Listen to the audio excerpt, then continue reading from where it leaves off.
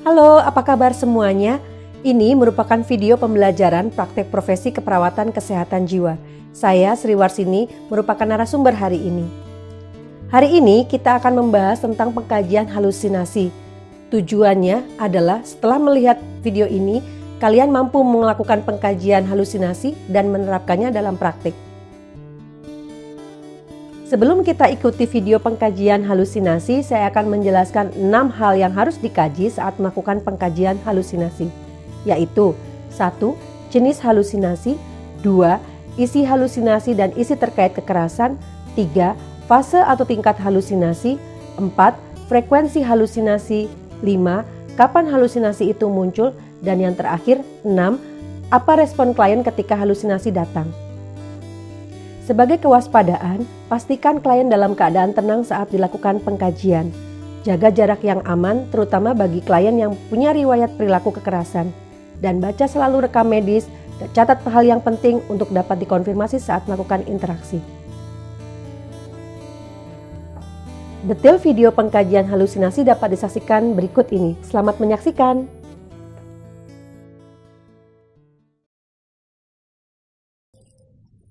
Selamat pagi Mbak Putri. Mbak Putri, selamat pagi. Mbak? Iya, Mbak. Mbak Putri ya, betul? Saya lihat gelangnya dulu. Oh iya. Mbak Putri, saya perawat Anissa yang bertugas pagi ini. Mbak Putri, apa kabar pagi ini? Baik. Baik ya, tadi malam bisa tidur? Bisa. Bisa tidur ya. Oke, Mbak Putri, sesuai dengan janji kita kemarin, pagi ini kita akan diskusi ya, akan ngobrol-ngobrol tentang kondisi Mbak Putri, apa yang Mbak Putri rasakan, apa yang Mbak Putri masalahkan, seperti itu. Tujuannya adalah agar kami tahu apa yang Mbak Putri rasakan, apa yang menjadi masalah Mbak Putri, sehingga kami bisa membantu. Nanti waktunya kurang lebih 7-10 menit, Mbak. Apa bisa sekarang? Bisa kita mulai ya.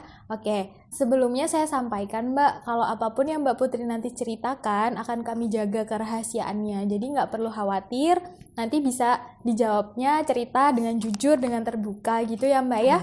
Bisa dipahami? Bisa. Oke, sebelum kita mulai mungkin ada yang mau ditanyakan dulu? Nggak ada, Mbak. Nggak ada ya, bisa kita mulai ya. Oke.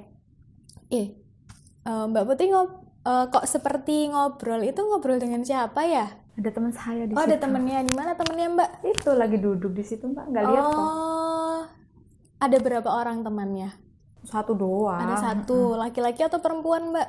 Cewek, rambutnya panjang. Oh, perempuan, rambutnya panjang. Mbak Putri bisa mendengar suaranya dia? Bisa, dari tadi sini-sini gitu, Mbak. Ngajakin ke sana. Oh, gitu. Selain melihat sama mendengar, Mbak Putri apakah ada pernah mencium bau sesuatu atau merasakan di lidahnya ada rasa sesuatu, atau mungkin ngerasa ada yang menyentuh, ngerasa ada yang nyentuh-nyentuh kayak gitu di kulitnya Mbak Putri? Enggak sih, cuman ngajakin ngobrol doang. Nggak mau pegang-pegang saya tuh, katanya saya bau. Oh, begitu. Berarti hanya melihat dan juga mendengar gitu ya. Oh, baik. Kalau temannya itu biasanya ngomong apa, Mbak? Biasanya ngomongin saya imut, terus saya baik gitu. Ngomong imut, baik gitu ya. Pernah nggak temannya itu menyuruh Mbak Putri melakukan sesuatu? Kalau sesuatu yang gimana, Mbak, maksudnya? Ya misalnya kamu nggak usah minum obatnya, atau mungkin nyuruh kamu untuk mukul orang lain atau menyakiti diri sendiri, seperti itu pernah? Kalau minum obat sih pernah sekali 2 kali, kamu nggak usah minum obat. Tapi kalau untuk mukul orang lain nggak pernah, Mbak. Nggak pernah. Berarti pernah meminta Mbak Putri nggak usah diminum obatnya gitu ya. Terus biasanya Mbak Putri ngapain? Menuruti atau nggak menuruti atau gimana? Ya kadang-kadang tak turuti lah, ya bosen ya Mbak minum obat terus sih. Kadang-kadang dituruti, tapi lebih sering diturutin atau lebih sering tidak Ya dituruti? enggak lah, enak aja ngatur-ngatur orang, nggak mau lah diatur saya. Oke, bagus itu Mbak, obatnya itu harus tetap diminum ya, dipertahankan, bagus itu sudahan. Oke, selanjutnya Mbak, selama 1 hari nih biasanya temennya itu muncul berapa kali? Dalam sehari, Mbak. Biasanya tuh sekali, tapi nggak tahu di situ tuh saya juga nggak tahu. Oh, ini pas lagi ada ya temennya sedang muncul. Biasanya pagi, siang, atau malam? Ya biasanya malam kalau mau tidur itu Pas malam mau nemenin tidur. saya mau bobo. Begitu. Selain itu biasanya nggak muncul ya, cuman pas ini sekarang sedang muncul. Oke. Terus pas temennya ini datang nih, Mbak Putri perasaannya gimana? Ya seneng Mbak. Bentar lagi agak ganggu tuh Mbak. Oh, disuruh pergi dulu bisa? Iya, bisa. Udah pergi Mbak. Oke. Bisa perhatiannya ke saya dulu ya? Bisa. Berarti nanti tadi kalau temannya datang itu suara Mbak Putri merasa senang. Seneng. Oh, gitu.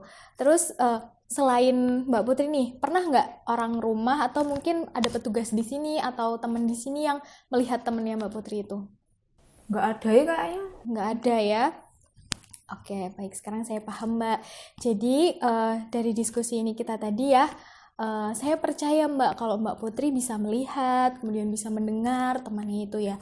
Tapi kalau Mbak Putri tanya ke saya, tanya ke orang lain, kami nggak bisa lihat Mbak, kami juga nggak bisa mendengarkan temannya Mbak Putri itu. Nah, Masa sih Mbak? iya, Ada loh tadi loh. iya, di sebelah mana Mbak? Ya udah pergi kan tadi diusir. Nah itu, tapi tadi saya dari tadi nggak melihat ada temannya Mbak Putri di situ. Iya, nah itu yang dinamakan halusinasi Mbak.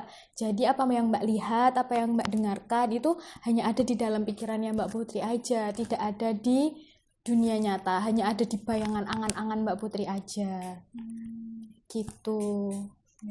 Oke, baik Mbak Putri, berarti bisa kita simpulkan ya dari diskusi kita tadi kalau Mbak Putri melihat ada teman yang datang, kemudian bisa berkomunikasi dengan dia, mendengar suaranya, kemudian biasanya dalam satu hari munculnya satu kali di malam hari saat mau tidur, kemudian Mbak Putri merasa senang ketika temannya itu muncul, tidak ada menyuruh sesuatu melakukan kekerasan ya Mbak ya.